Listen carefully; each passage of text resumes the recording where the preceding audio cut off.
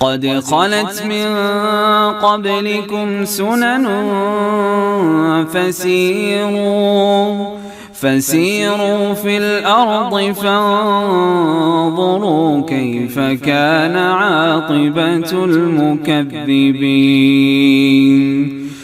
السلام علیکم ورحمۃ اللہ وبرکاتہ. نحمدہ ونصلی علی رسولہ الکریم. اما بعد فاعوذ باللہ من الشیطان الرجیم.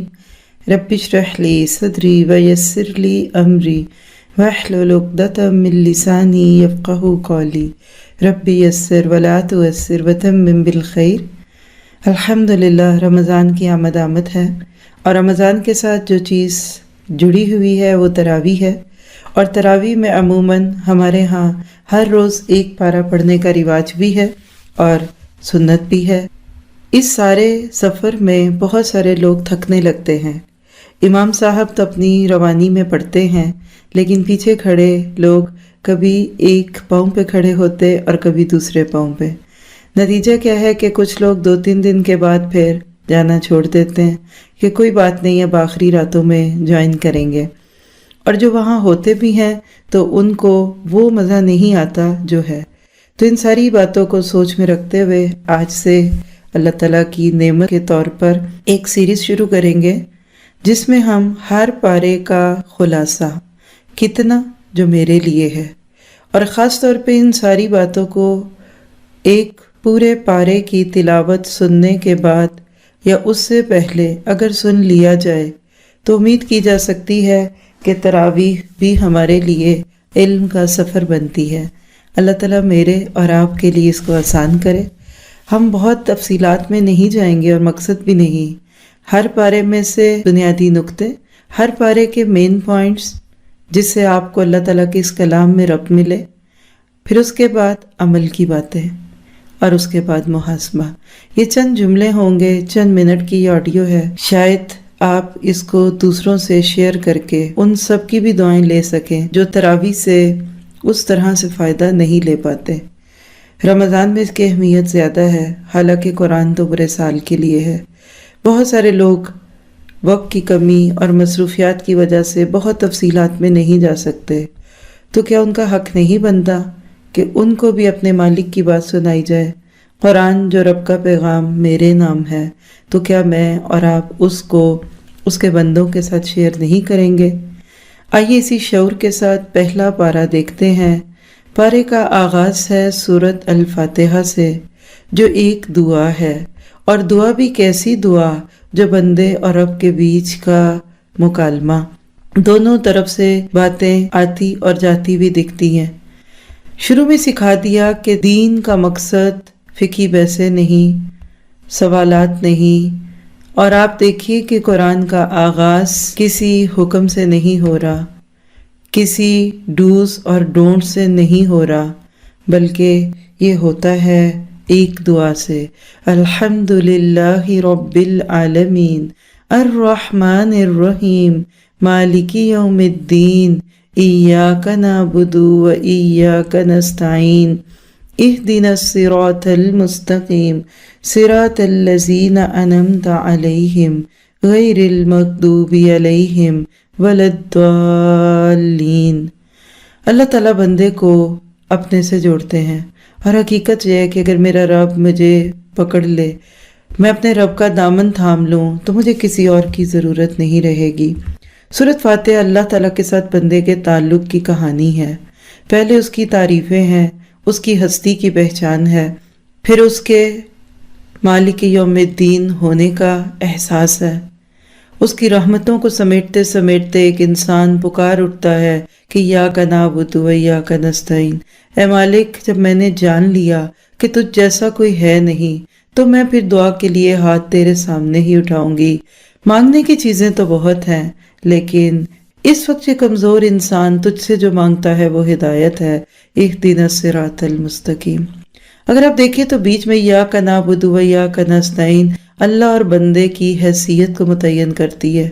ایاک نعبد کیا ہے کہ انی اصغر، اور ایاک نستعین اللہ اکبر.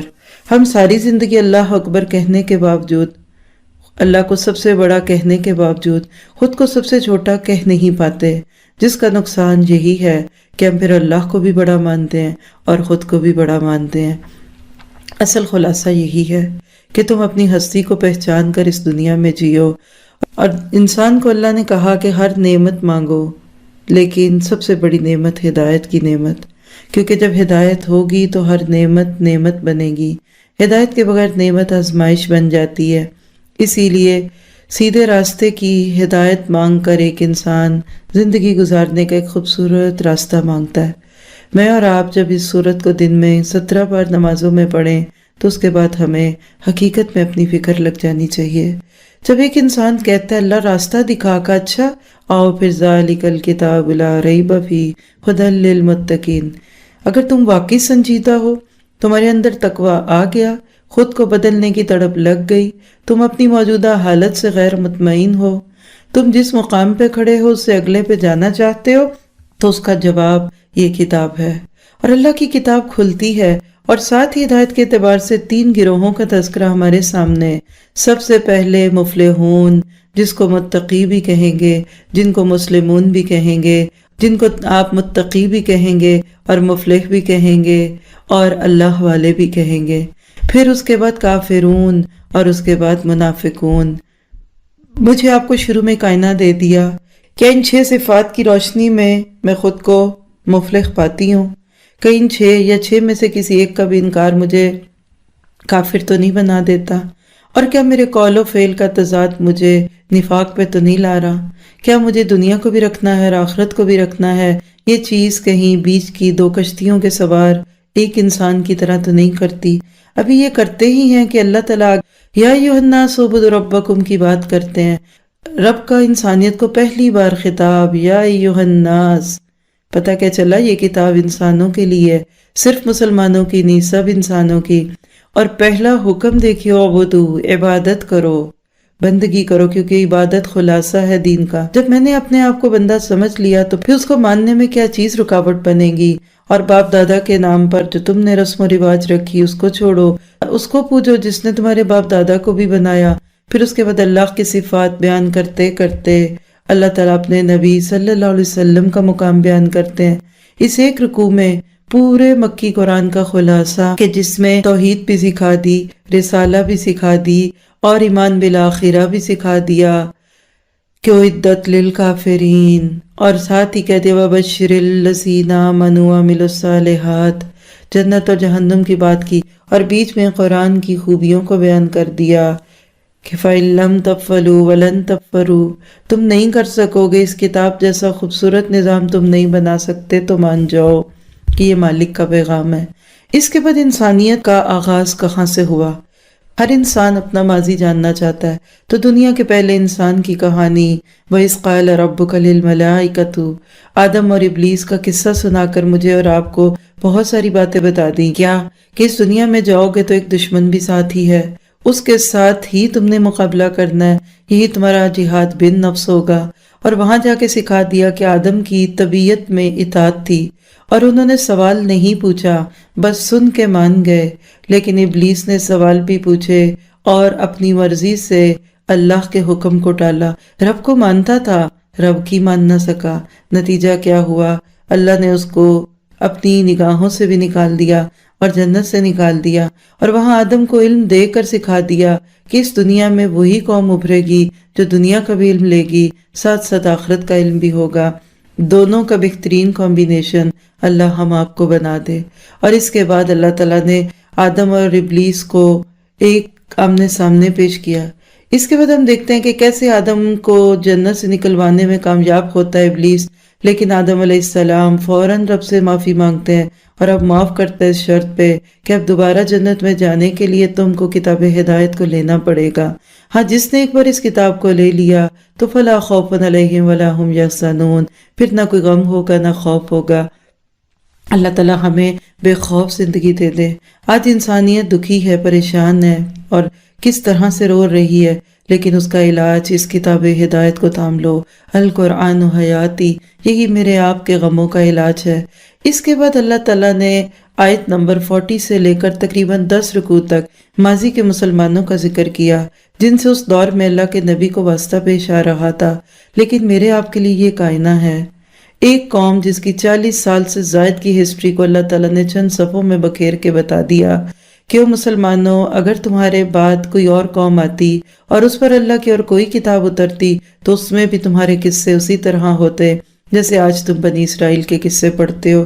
سارے قصوں کا خلاصہ یہ ہے کہ جب اللہ کسی کو کوئی نعمت دے تو لوگ اس نعمت کی ناقدری کریں تو اللہ وہ نعمت بھی چھین لیتا ہے اور ان کو پہلے سے پیچھے ڈال دیتا ہے۔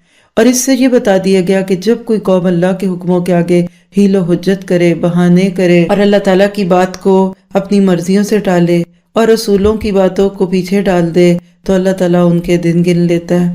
اگر ہم دیکھیں تو آج ہم مسلمانوں کو بھی اپنے حال کی اصلاح کی ضرورت ہے، اور ان ساری باتوں میں کہیں حضرت سلیمان پر لگے ہوئے الزام کو دھویا جا رہا ہے کہ وہ جادوگر تھے، اور کہیں حضرت موسیٰ علیہ السلام کی حیثیت کو پہچانا جا رہا ہے، اور یہ سب کرتے کراتے بالآخر پارے کا اختتام اور اس سے پہلے ایک رول ماڈل، ایک ایسی خوبصورت ہستی کہ جو اپنے نام میں یکتا، ہر مذہب والا ان سے تعلق جوڑنا چاہتا ہے، اور وہ ہے اِذ قَالَ لَهُ رَبُّهُ أَسْلِمْ قَالَ أَسْلَمْتُ لِرَبِّ الْعَالَمِينَ۔